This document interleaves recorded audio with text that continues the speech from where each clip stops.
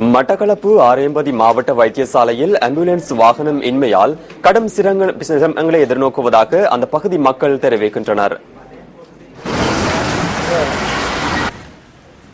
கடந்த 2 மாதங்களுக்கு முன்னர் ஆம்புலன்ஸ் வாகனம் விபத்துக்குள்ளான பின்னர் இந்த ஆம்புலன்ஸ் வாகனம் தொடர்பில் இதுவரை கவனம் செலுத்தப்படவில்லை என மக்கள் விசனம் தெரிவிக்கின்றனர்.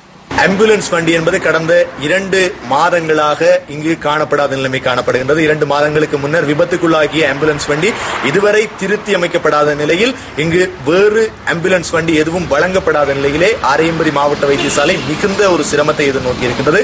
குறிப்பாக ஆரையம்பதி மாவட்ட வைத்தியசாலையை நம்பி பல்வேறுபட்ட கிராமங்கள் புதுக்குடியிருப்பு, கிரான்குளம், செட்டிபாளையம், தாளங்குடா, ஆரையம்பதி சூழ்ந்திருக்கின்ற கிராமங்கள் இந்த வைத்தியசாலையை நம்பி இருக்கின்றன. ஆனால் இங்கு இருக்கின்ற பொதுமக்களுக்கு அந்த ஆம்புலன்ஸ் வசதி இதுவரை பெற்றுக் கொடுக்கப்படாத ஒரு நிலையை காணப்படுகின்றது.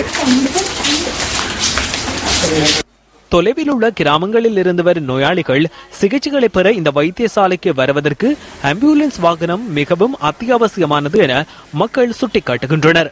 மகப்பேற்று உபகரணங்கள் காணப்படாத நிலையில் சிகிச்சைகளுக்காக உடனடியாக மட்டக்களப்பு வைத்தியசாலைக்கு கொண்டு செல்ல வேண்டிய நிலை உள்ளதால் ஆம்புலன்ஸ் வாகனம் இன்மையால் மக்கள் கடும் சிரமத்துக்குள்ளாவதாக விசனம் தெரிவிக்கின்றனர்.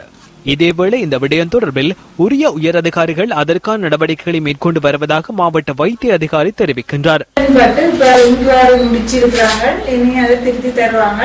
அது வரைக்கும் நாங்களுக்கு காதாமுடியில இருந்தும் பாலமல ஆஸ்பத்திரியில இருந்தும் ஆம்புலன்ஸ் மாறி மாறி நாங்கள் எடுத்துக்கொண்டிருக்கிறோம்.